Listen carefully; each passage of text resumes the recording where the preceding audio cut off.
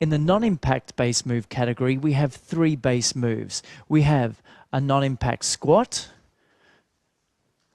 we have a non-impact lift move, and we have a non-impact march.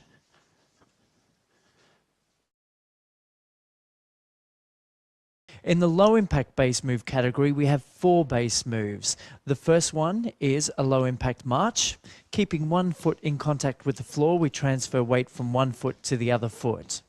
We also have a low impact step touch, where we step to the floor and then tap the other side, again keeping one foot in contact with the floor the whole time. We also have a low impact touch step, where we tap out to the side or the front or behind, keeping one foot in contact with the floor. And then we also have a low impact lift move, where part of the body goes in an upward direction. So this would be a low impact knee lift.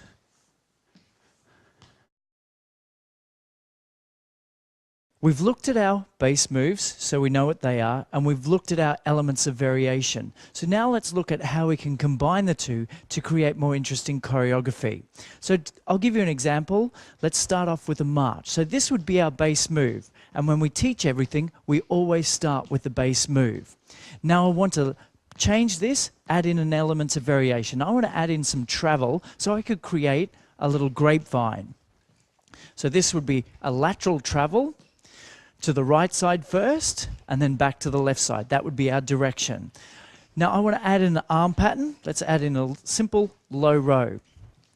Now let's make a unilateral change to the arm pattern and create a single row. So there's our unilateral arm pattern. So you can see the combination's getting a little bit more interesting. So now I want to add some direction, and I'm going to do a grapevine reverse L to the back, but keep our little arm patterns. Okay, now I'm going to make a bilateral change to the arms. So I'm going to do a little reach up and down on the front ones. Then unilateral arm pattern here, then back to bilateral here. All right, next one, I'm going to change the rhythm of the grapevines at the front. We're going to end up a little cha-cha mambo back at the front. Then our unilateral pattern here, then our rhythm change, which makes it more interesting across the front. And there you go. You can see from a march, we can come up with something that's a lot more interesting than just standing on the spot.